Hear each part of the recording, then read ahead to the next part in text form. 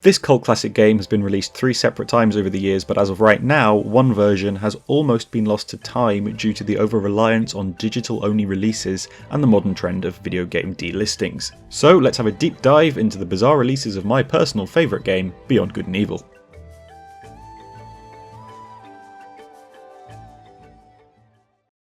If you've seen any other videos on my channel before, you've probably worked out that I am quite a bit of a Rayman fan. In fact, I can attribute Rayman to so much of my life now through my love of video games, the genres of games that I like, my sense of humour, and just the random phrases I say that I'd forgotten I'd picked up from Rayman 3 around 20 years ago. But despite all this, Rayman is actually not my favourite game. If I were to make a top 5 list, I'm certain that at least 2, maybe 3 Rayman games would be present, but they would not be number 1. Michel Ancel really cooked up some masterpieces with this series, but interestingly, despite being the franchise director, Michel Ancel took a back seat for the only time in the series for the development of Rayman 3. This is because he was working on another game that would be released the same year, called Beyond Good and Evil. You already know this because you've clicked on the video, but I just wanted to throw some Rayman context in there because I am, after all, predominantly a Rayman channel, and while I am going to make videos on other games, I'm going to sneak him into every single one. Now, this 2003 action-adventure game, to me, is perfect. It's my favourite game and has been for well over 10 years now. The characters, the narrative, the world, the animal photography mechanic of all things, the races and raiders, the exploration, it's so good, and way ahead of its time. It's funny, when I first played the God of War reboot, you know, the 2018 one, I loved it. But the whole time I felt like I was just playing a Beyond Good and Evil ripoff. I mean, I'm not saying it is a ripoff or anything, but it's just interesting that one of the best received games of the entire PS4 did nothing that Beyond Good and Evil hadn't done 15 years prior.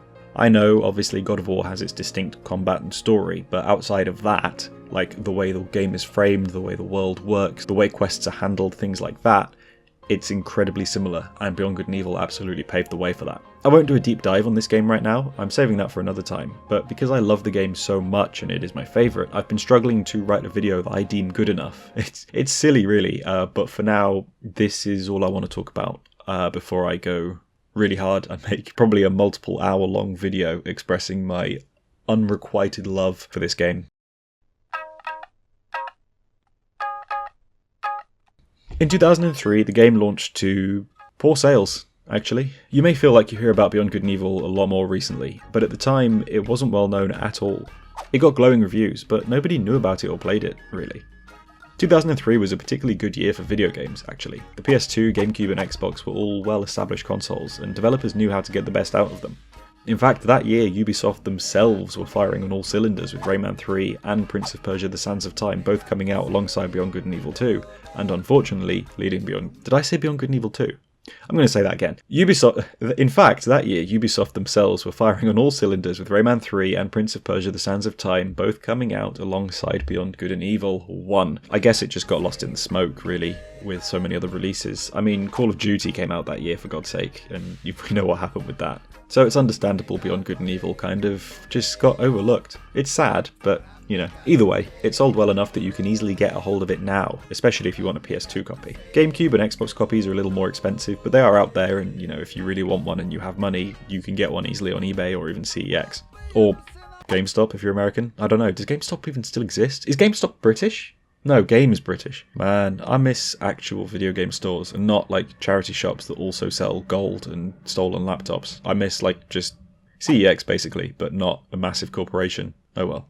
Anyway, so yes, while there aren't many copies out there, it's not like they only made 50 or anything, but it was not the blockbuster hit they were hoping it would be, or banking on it being, really. Selling around 500,000 copies across all platforms, these disappointing numbers led to a very rocky development cycle on the illustrious sequel, which ultimately got cancelled, then announced, then cancelled, then leaked about being cancelled, then re-announced, then restarted, then turned into Star Wars Outlaws, then allegedly still developed, and here we are.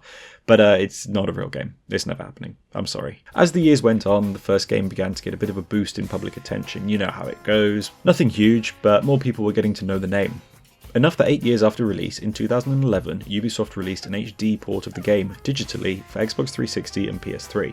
This version featured achievements and trophies, which was a nice addition, as well as the obvious new HD graphics. I mean, I say obvious. It's obvious in the sense that the game is telling you it's HD. But aside from rendering it in 1080p, which obviously it didn't do before, there are no real graphical changes.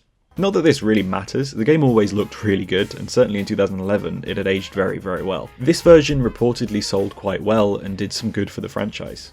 The digital-only release was pretty cheap as well, so for this to be considered a great success, it must have sold millions. Shortly after this, Rayman 3 received the same treatment in the form of a digital-only HD release on Xbox 360 and PS3 as well, but this version's a little buggy. In fact, the Beyond Good and Evil HD port is also a tad buggy, but not nearly as bad as Rayman 3. That has a game-breaking bug in it that soft-locks the entire game if you try and revisit any worlds before completing the Tower of Leptis, which is ridiculous, because quite often I just want to go and play in the longest shortcut or the Land of the Living Dead again, but whatever, who cares. Following this, there were naturally a lot more murmurs about the sequel. Leaks and announcements were happening all of the time, but unfortunately none of it would see the light of day, yet. After some years though, 12 to be precise, to line up with the game's 20th anniversary, a brand new remaster leaked onto the Xbox servers in 2023. This was bizarre. The game was unfinished, and not in the way Ubisoft usually releases unfinished games. I mean, this was like really not ready for release, even by Ubisoft standards. They, I assume, had no intention of releasing this game that had leaked, which confuses me because this is a playable early build of the game that was uploaded by Ubisoft onto Xbox's servers, and then accidentally made available to players with Ubisoft Plus. I've no idea how or why that happened, but like one line of code or an incorrect date can lead to something being available. But what I want to know is why the hell a version this broken and early and not finished had even been uploaded. Surely you don't even upload the game until it's ready and then you do like a day one patch or something if you pick up on bugs. I don't know. Maybe I'm being too nice to Ubisoft here by suggesting they never planned on releasing this, but having seen the pictures and the videos, I'm sorry, I struggle to believe anyone would want that game to launch in that state. Anyway, after that leak, they had to announce the game, obviously, and after a few months, in June 2024, the game got announced at Limited Run Games Showcase, something I predicted a week beforehand, by the way. Well, okay, actually, the trailer leaked an hour before the showcase. Okay, well, actually, Ubisoft posted the trailer to their YouTube early, so it's not really a leak, it's just Ubisoft being as competent as they always are. Either way, I'm surprised they never changed the title of this release, considering it came out during the... I think I've got tonsillitis. Either way, Beyond Good and Evil 20th Anniversary Edition. I'm surprised they never changed the name of this release, because 2003 to 2024, that ain't 20 years anymore. If you're going to delay it, just call it Remastered. Call it Anniversary Edition. I don't care. This release is really good. Like, really, really good, actually. I know some people aren't a fan, and I cannot fathom that thought process. The game launched on PS4, PS5, Xbox One, Xbox Series S and X, Nintendo Switch, and PC. It features a new speedrun mode, very updated graphics, a newly recorded soundtrack, which is incredible, and a new treasure hunt with added voice memos relating to the alleged sequel prequel thing, and an extra cutscene I'm not going to say anything about because of spoilers, because if you are a fan of this game and you want to play it, it is a treat and you don't want to be spoiled on it. I played this thing on the day of release and I absolutely adored it. It felt exactly how I wanted an updated version of the game to feel, and it looked exactly how I wanted an updated version of the game to look. It looked amazing, in fact. The new character models look stunning. Pey'j especially. The detail on his face and clothes is really impressive when comparing to the original. Honestly, right, if a new 3D platformer adventure came out now with a cartoony art style like Beyond Good and Evil or Rayman or Psychonauts or Ratchet & Clank, whatever, and it looked like this, I would not be surprised. So as a remaster, it is fantastic. They've made a game from 2003 look super modern with not really a lot of effort. The game is available right now digitally on all platforms I mentioned, with Limited Run Games releasing the game physically this December, with the Collector's Edition shipping next summer. I must say, I got the Collector's Edition, and one Standard Edition, and the digital one.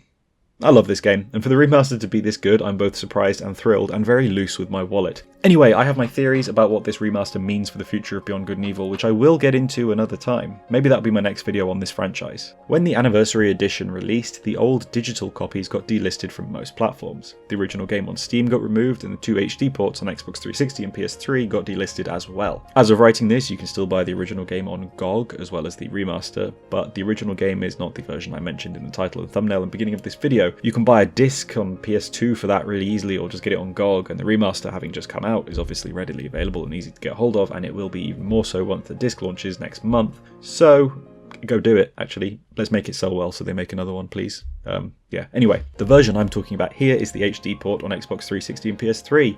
I know it's taken a while to get here, but obviously you need a lot of context. I've mentioned that this game was digital only, so since being delisted, it's not hard to work out that you can no longer buy this version of the game. Now, if you already own it on Xbox 360 or PS3, you can re-download it. For now. Ubisoft have in the past made it clear that you don't own a game if you buy it from them.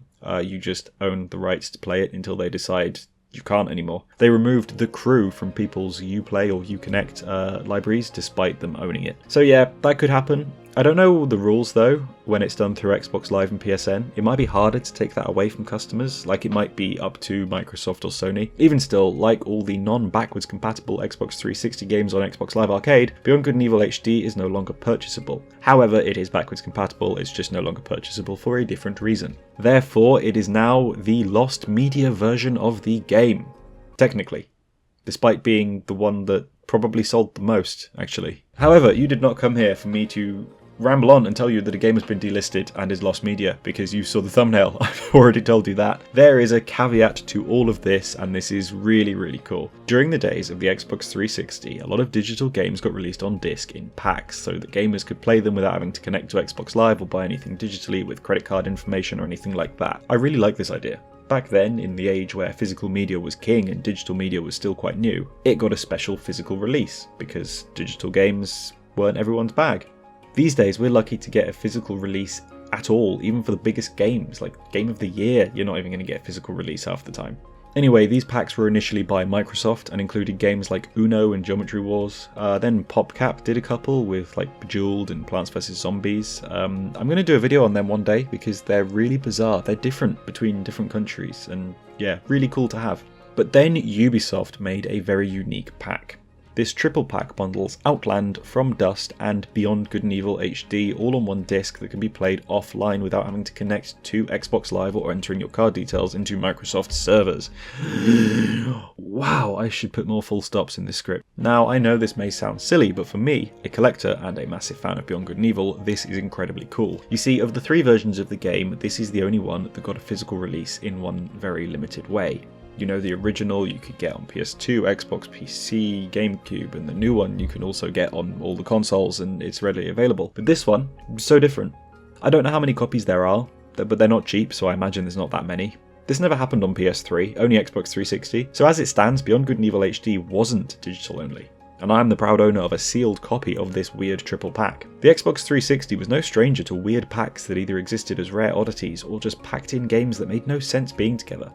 And for me, this is one of the most interesting. Now, of course, From Dust and Outland both being released on disc like this is also very cool, but they've not been delisted. So with Beyond Good and Evil's weird releases and now the delisting of the HD port, this is by far the most interesting and valuable part of the pack, because it is essentially one of the only copies of Beyond Good and Evil HD that exists physically, and it's the only way you can purchase that game now.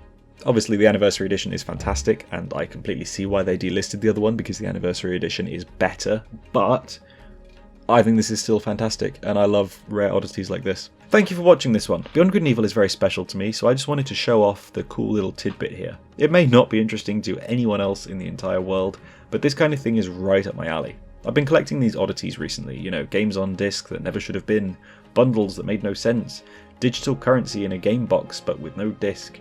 I think it's cool. Let me know if you have anything like this. I love hearing about all these weird and wonderful releases. Anyway, until the next video, stay good, stay evil, stay HD, and I will see you in the next one.